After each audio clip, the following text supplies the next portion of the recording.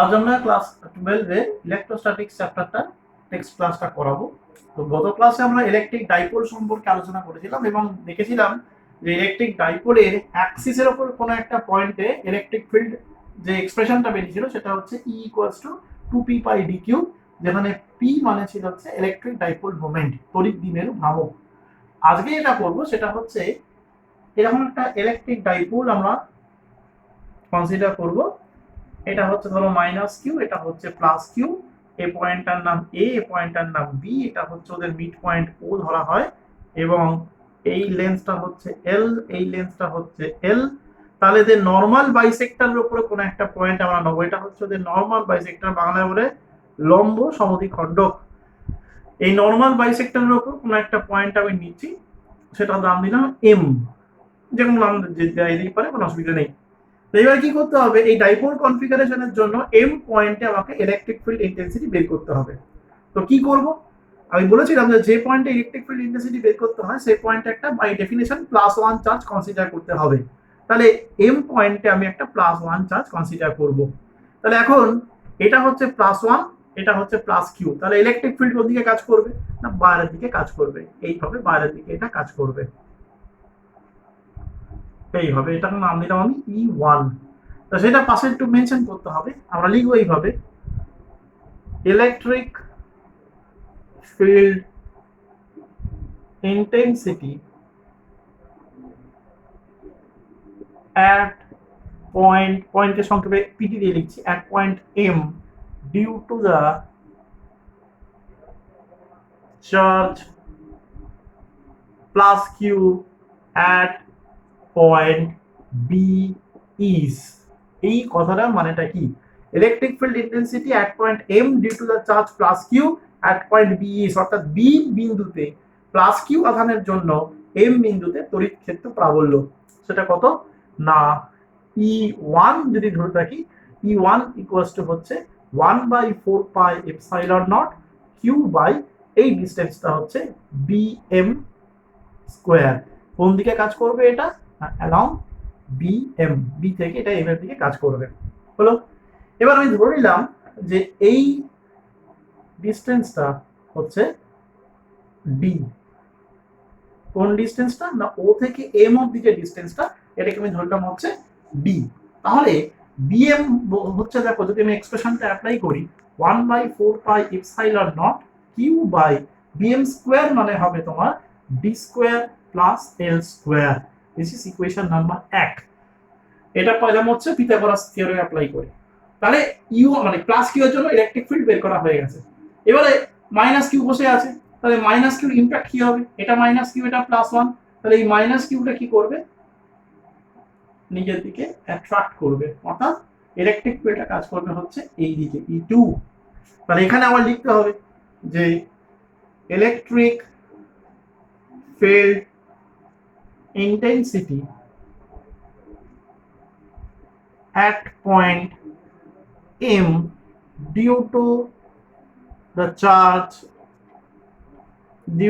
charge minus q, due to the charge minus q at point a is, অর্থাৎ a বিন্দুতে minus Q আধানের জন্য m বিন্দুতে তড়িৎ ক্ষেত্র প্রাবল্য, a বিন্দুতে মাইনাস কিউ আধানের জন্য m বিন্দুতে তড়িৎ ক্ষেত্র প্রাবল্য, সেটা কত, E2 ইকুয়ালস টু হবে 1/4πε0 q বাই, শোনো যেহেতু ইলেকট্রিক ফিল্ড ভেক্টর কোয়ান্টিটি, এখানে এর ম্যাগনিটিউডটা সবসময় প্লাসই ধরতে হয়, অর্থাৎ জাস্ট কিউ দিয়েই নেবো, কোনো সাইন কনসিডার করবো না, ডিরেকশনটা ফার্স্ট আমি মেনশন করে দেবো, অর্থাৎ প্লাস কিউ এর জন্য কিউ দিয়ে লিখবো, মাইনাস কিউ এর জন্য কিউ দিয়ে লিখবো।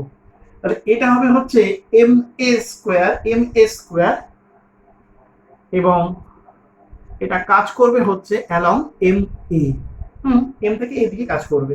একটু যদি ভালো করে তাকাও, এটা মানে হচ্ছে 1/4πε0 q বাই, এটাও হচ্ছে d square plus l square, equation 2। তাহলে দেখতে পেলাম যে m পয়েন্টে প্লাস কিউ এবং মাইনাস কিউ এর জন্য যে দুটো ইলেকট্রিক ফিল্ড কাজ করছে E1 এবং E2, তাদের ম্যাগনিটিউডটা সেম, কিন্তু ডিরেকশনটা হচ্ছে ডিফারেন্ট। এবার কি করবো, তাহলে এদের রেজাল্টেন্ট কোন দিকে কাজ করবে, এই রেজাল্টেন্টটা মনে করো কাজ করছে এই দিকে, এটা হচ্ছে ই। এই ছবিটা কিন্তু ভালো করে বুঝতে হবে, এটা E1 এটা E2, তাহলে রেজাল্টেন্টটা হচ্ছে এইদিকে কাজ করছে E। মনে করো এই অ্যাঙ্গেলটা হচ্ছে থিটা, একইভাবে এই অ্যাঙ্গেলটা হচ্ছে থিটা। যদি এই অ্যাঙ্গেলটা থিটা হয় তাহলে এই অ্যাঙ্গেলটা হবে থিটা, এটা হচ্ছে অল্টারনেটিভ অ্যাঙ্গেল, তাই তো? তাহলে আমরা বলতে পারি যে এই দিকে মানে E1 মানে E2, এই যে ভেক্টরটা E2 ভেক্টরটা যে কম্পোনেন্ট পাওয়া যাবে সেটা হচ্ছে এই দিকে কম্পোনেন্টটা একটা পাওয়া যাবে আর এই দিকে একটা কম্পোনেন্ট পাওয়া যাবে, E2 এর ক্ষেত্রে বলছি কিন্তু আমি, ঠিক আছে? অঙ্ক বলছে যে এই দিক বরাবর হবে তোমার E2 cos থিটা আর নিচের দিক বরাবর হবে হচ্ছে E2 sin থিটা। হলো একইভাবে, আচ্ছা এখানে +1টাকে এখানটা মুছে এই সাইডে +1টাকে লিখছি, হ্যাঁ? তাই হোক, এবার দেখো একইভাবে যদি এই অ্যাঙ্গেলটা থিটা হয় তাহলে এই অ্যাঙ্গেলটাও হবে হচ্ছে থিটা, এটাকে বলা হচ্ছে করসপন্ডেন্স অ্যাঙ্গেল। তাহলে এটা কে করেছে? E1 করেছে।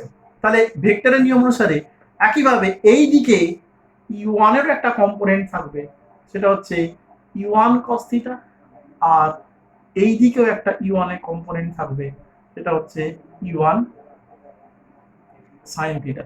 ছবিটা ভালো করে দেখে নাও, এই কম্পোনেন্টগুলো কিন্তু আসল জিনিস।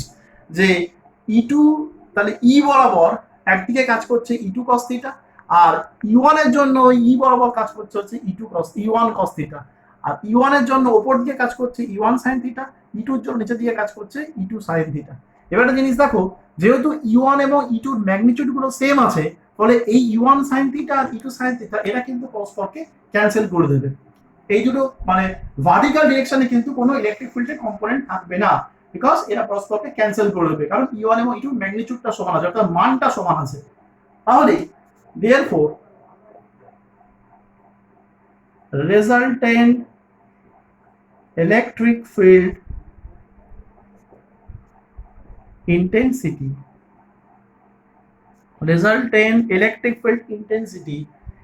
at point M, তাহলে M পয়েন্টের লব্ধি তড়িৎ ক্ষেত্রটা বললো E ইকুয়ালস টু হচ্ছে E1 cos theta plus E2 cos theta. এর একটা ডিরেকশন তুমি দিয়ে দাও, ধরো MS দিয়ে দিচ্ছি, আমি এদিকে এটা ধরো MS, তাহলে পাশে লিখছি অ্যালং MS। তাহলে E equals to 2E1 cos theta, কারণ আমরা অলরেডি দেখেছি E1 আর E2টা সেম ম্যাগনিটিউড। তাহলে E ইকুয়ালস টু হচ্ছে 1/4 pi epsilon naught 2Q by d square plus L square into cos theta. cos theta মানে কি? cos থিটা মানে হচ্ছে যে কোনো একটা ট্রায়াঙ্গেল থেকে বের করতে পারি বেস বাই হাইপোটেনিউস, মানে ভূমি বাই অতিভুজ, সেটা করলে বেরোবে হচ্ছে বেস হচ্ছে তোমার L আর হাইপোটেনিউস হচ্ছে d square plus L square whole to the power half. ঠিক আছে, এই হচ্ছে ক্যালকুলেশনটা। আমি একটু ওপরটা একটু বুঝবো, আমি দেখে নাও ক্যালকুলেশনটা, ছবি এবং ক্যালকুলেশন ভালো করে দেখে নাও। দেখে নিয়েছো? ওকে, তাহলে এই লাইন থেকে আমি আবার এটা কন্টিনিউ করব, এই লাইন থেকে আমি আবার এটা কন্টিনিউ করব। সেটা হচ্ছে E ইকুয়ালস টু, তাহলে হচ্ছে 1/4 pi epsilon not 2QL by, এটা হচ্ছে নিচে d square plus L square whole to the power 3/2, और E ইকুয়ালস টু হচ্ছে 1/4 pi epsilon naught P divided by d square plus L square whole to the power 3/2, যেখানে P হলো হচ্ছে তোমার 2QL electric dipole moment. এটা কিন্তু পাশে mention করতে হবে, মেনশন না করলে কিন্তু নাম্বার কাটা যাবে, এটা কিন্তু মাথায় রাখতে হবে। তাহলে আমরা কি দেখতে পেলাম? এবার একটা কেস আমরা বলবো, সেটা হচ্ছে if B much greater than L, অর্থাৎ এই পয়েন্টটা আমি এখানে কনসিডার করি, যদি এখানে না হয় এটা আরো উঁচুতে হতো, তাহলে তখন কিন্তু ডিটা এল এর থেকে অনেক বেশি হতো। তো সেক্ষেত্রে তখন কি হয় যে ডি স্কোয়ারের রেসপেক্টে এল স্কোয়ারটা নেগলিজেবল হয়ে পড়ে, তখন সেটা হয় এইভাবে লেখা যায়, এটাকে লেখা যাবে হচ্ছে 1/4 pi epsilon naught p by d cube. এটা হচ্ছে formula, E equals to 1/4 pi epsilon naught P p by d cube, যেখানে পি হচ্ছে ইলেকট্রিক ডাইপোল মোমেন্ট। হলো?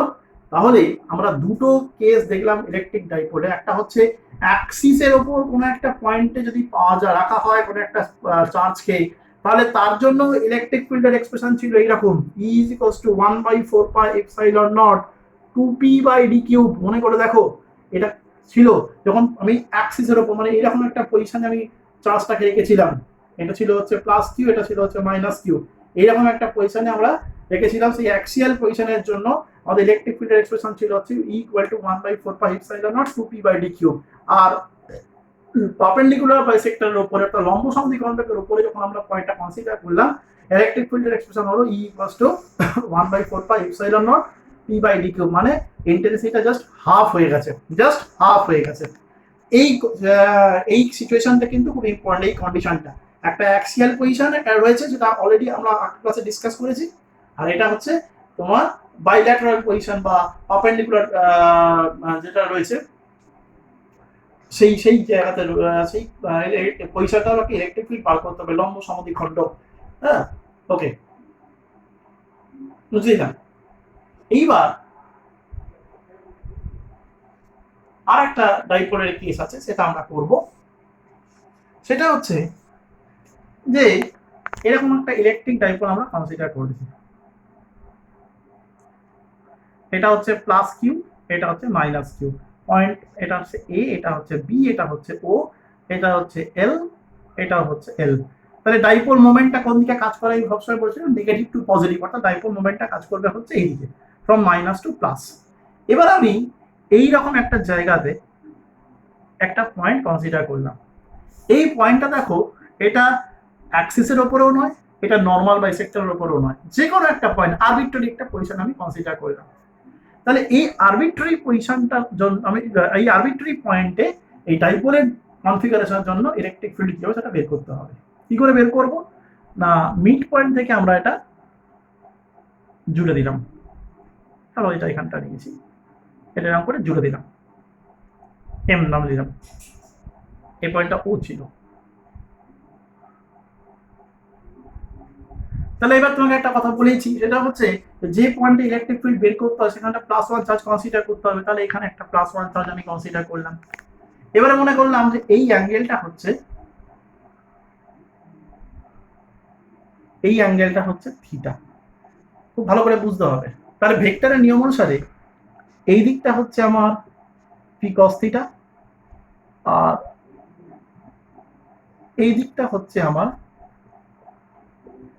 P sine theta. ঠিক আছে, এইবার একটা জিনিস ভালো করে দেখো, আর একটা কথা বলো দিই এখানে, সেটা হচ্ছে ও এমটাকে আমরা ওই ডি হিসেবে চিহ্নিত করেছি, ও এমটাকে আমরা ডি হিসেবে চিহ্নিত করেছি। এবারে দেখো পি কস থিটা কাজ করছে কোন দিকে, এই দিকে। তাহলে পি কস থিটা যেদিকে কাজ করছে সেই দিকেই কিন্তু বসে আছে হচ্ছে প্লাস ওয়ান চার্জটা। অর্থাৎ আমরা বলতে পারি যে পি কস থিটার অ্যাক্সিসের উপরই এই প্লাস ওয়ান চার্জটা বসে আছে। অর্থাৎ এখানে কিন্তু পি কে নিয়ে কাজ করবো না, এখানে একবার কনসিডার করবো পি কস থিটাকে, একবার কনসিডার করবো হচ্ছে পি সাইন থিটাকে। পি কস থিটার দিকে কাজ করছে, ঠিক সেই অভিমুখে বসে আছে প্লাস ওয়ান। অর্থাৎ এটা হচ্ছে তড়িৎ দ্বিমেরুর অ্যাক্সিয়াল পজিশন, অর্থাৎ অক্ষের ওপর যে পজিশনটা কনসিডার করেছিলাম এটা হচ্ছে সেটাই। তাহলে তার জন্য আমরা দেখেছি ইলেকট্রিক ফিল্ড ডিরেকশনটা কোন দিকে হয়, সামনের দিকে কাজ করে, সেটাকে আমরা বলছি হচ্ছে E1। এটা আমরা আগের দিনকেই দেখেছিলাম। তাহলে সেই আমরা লিখছি যে electric field intensity at point M due to the charge, due to the charge লিখবো না, due to the component P cos theta is electric field intensity at point M due to the component P cos theta is। তাহলে P cos theta উপাংশের জন্য M বিন্দুতে তড়িৎ ক্ষেত্র প্রাবল্য কত না, E1 equals to হচ্ছে 1/4 pi epsilon naught, এটা হয় 2p cos theta by d cube। Already আমরা দেখেছি, একটু আগেই আলোচনা করলাম 2p by d cube, এখানে p নয়, এখানে p cos theta কনসিডার করছি বলে 2p cos theta by d cube নেব। হলো? একইভাবে যদি আমরা p sin theta কে দেখি, তাহলে এইটা হচ্ছে পি সাইন থিটা এইভাবে কাজ করছে। যদি আমি এটাকে এক্সটেন্ড করি, ভালো করে দেখো, যদি এটাকে এভাবে এক্সটেন্ড করি, পি সাইন থিটার ঠিক নর্মাল বাইসেক্টরের উপরে কিন্তু পয়েন্টটা বসে আছে। অর্থাৎ পি সাইন থিটার নর্মাল বাইসেক্টরের উপর পয়েন্টটা বসে আছে, মানে এটার জন্য ইলেকট্রিক ফিল্ড ঠিক তার উল্টো দিকে কাজ করবে, অর্থাৎ এই দিকে ইলেকট্রিক ফিল্ডটা কাজ করবে। এটা হচ্ছে E2, এটা হচ্ছে E2। তাহলে electric field intensity at point M due to the component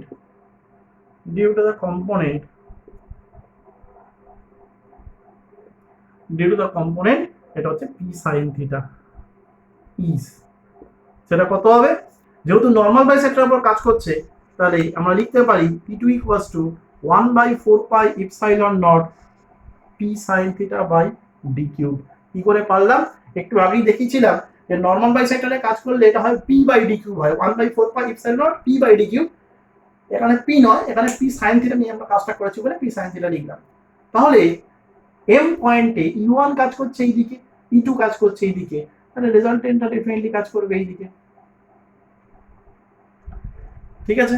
আচ্ছা, এর পাশে ডিরেকশন গুলো উল্লেখ করতে হতো, আমি ডিরেকশন গুলো একটু মেনশন করে দিচ্ছি। এটা লিখতে হবে অ্যালং ও এম, ও থেকে এম দিয়ে কাজ করছে, এটার নাম দাও এম এস দিয়ে দিলাম, তাহলে এটা হচ্ছে অ্যালং এম এস হলো। তাহলে এবার বের করতে হবে রেজাল্টেন্ট ইলেকট্রিক ফিল্ডটা বার করতে হবে। therefore resultant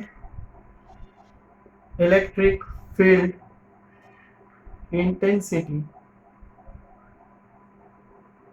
at point M is E equals to root over of E1 square plus E2 square। কেন? কারণ E1 এবং E2 এরা পরস্পর পারপেন্ডিকুলার, সমকোণে কাজ করছে। ডিরেকশনটা ধরো এম আর ধরে নিলাম, ধরো এম আর, তাহলে অ্যালং এম আর ওই দিকে কাজ করছে। তাহলে 1/4 pi epsilon naught D cube এই পার্টটা বেরিয়ে চলে আসবে, ভিতরে পড়ে থাকবে হচ্ছে 2p cos theta whole square plus p sin theta whole square. তাহলে E ইকুয়ালস টু, এখানে যেটা পুরো হবে এটা 4p হবে, তো এখানে তোমার হবে হচ্ছে 1/4 pi epsilon naught D cube, এটা হবে হচ্ছে 1 প্লাস 3p স্কয়ার, একটা p স্কয়ার বাইরে চলে আসবে, p বাইরে চলে আসবে, সরি একটা p বাইরে চলে আসবে, এটা p বাই d কিউব চলে আসবে বাইরে। হ্যাঁ, এটা হবে 3 cos স্কয়ার থিটা, এটা হচ্ছে 3 cos স্কয়ার থিটা। কি করে হলো একটু বলে দিই। এখানে p যদি p স্কয়ার তো থাকবে, p স্কয়ারটা যদি কমন নিয়ে বাইরে আনতে p দাঁড়াবে, এখানে হবে 2 cos থিটা হোল স্কয়ার, মানে 4 cos square theta plus sin square theta. বা 4 cos স্কয়ার থিটাকে আমি ভাঙছি হচ্ছে 3 cos square theta plus cos square theta, সেখান থেকে একটা cos স্কয়ার থিটা আর একটা sin স্কয়ার থিটা মিলে হবে 1, তাহলে পুরো থাকবে হচ্ছে 1 প্লাস 3 cos স্কয়ার থিটা। এইটা হচ্ছে এক্সপ্রেশন। এটা আমি আরেকবার একটুখানি দেখিয়ে দিচ্ছি, এই জিনিসটা একটু ভালো করে দেখে নাও, এই জিনিসটা ভালো করে দেখে নাও, ঠিক আছে? ওকে, এটা আমি মুছে দিলাম, সেটা হচ্ছে E ইকুয়ালস টু, এটা হচ্ছে তাহলে 1/4 pi epsilon naught p by d cube, এটা থাকবে হচ্ছে 1 প্লাস 3 cos স্কয়ার থিটা। এবার এই দুটো কেস আছে। Case 1, if theta is equals to 0 degree, থিটার মানটা যদি 0 ডিগ্রি হয়, থিটার মানটা 0 ডিগ্রি হওয়া মানে হচ্ছে এই পয়েন্টটা ঘুরে এসে এই যখন জায়গায় চলে আসবে, এই পয়েন্টটা ঘুরে এসে এইরকম জায়গায় আসবে, তখন থিটাটা 0 ডিগ্রি হবে। যখনই এই পয়েন্টটা ঘুরে এইরকম জায়গায় আসবে, তার মানে সেটা হচ্ছে ওর অ্যাক্সিয়াল পজিশন, অর্থাৎ পয়েন্টটা তখন ওর ডাইপোলটা অ্যাক্সিসের উপর অবস্থিত হবে। হলে কি হবে? cos থিটার ভ্যালু হচ্ছে, cos 0 এর ভ্যালু হচ্ছে 1, তখন তুমি দেখো এটার এক্সপ্রেশন হয়ে যাবে 1/4 pi epsilon naught 2p by d cube. Already আমরা কিন্তু এক্সপ্রেশনটা করে এসেছি, ঠিক আছে? অলরেডি কিন্তু আমরা এক্সপ্রেশনটা করে এসেছি। আবার যদি এরকম হয়, সেটা হচ্ছে case 2, if theta is equals to 90 degree. 90 degree মানে এই পয়েন্টটা ঘুরে এরকম জায়গায় চলে যাবে, এই পয়েন্টগুলো তখন এরকম জায়গায় চলে যাবে। এরকম জায়গায় যাওয়া মানে হচ্ছে এটা নর্মাল বাইসেক্টরের কেস। সেক্ষেত্রে যদি ভ্যালুটা বসাই cos 90 0, তার মানে এই পুরো পার্টটা শূন্য হয়ে গেলে পড়ে থাকবে E equals to 1/4 pi epsilon naught d p by d cube. Already এটাও আমরা কিন্তু দেখে এসেছি। হলো ওকে, ফাইনালি একটা জিনিস বলবো, সেটা হচ্ছে ডিরেকশনটা। মনে করলাম এই অ্যাঙ্গেলটা হচ্ছে ফাই, তাহলে tan phi ইকুয়ালস টু আমরা লিখতে পারি হচ্ছে E1 sin 90 divided by sorry E1 sin 90 না, এটা E2 sin 90 divided by হচ্ছে E1 plus E2 cos 90। তাহলে sin 90 মানে হচ্ছে 1 আর cos 90 মানে হচ্ছে 0, তাহলে এই পার্টটা থাকবে না। তাহলে tan phi ইকুয়ালস টু হবে E2 by E1, তাহলে phi ইকুয়ালস টু হচ্ছে tan inverse E2 by E1। এটা হচ্ছে ডাইপোল। তো ডাইপোলের যে তিনটে কেসেস আমরা আলোচনা করলাম, তিনটে কেসগুলো কিন্তু খুব ভালো করে পড়তে হবে। হ্যাঁ, এটাই তোমাদের হোম টাস্ক থাকবে, এটা ভালো করে তোমরা প্র্যাকটিস করার চেষ্টা করো। ক্যালকুলেশনটা ছবিগুলো ভালো করে প্র্যাকটিস করবে।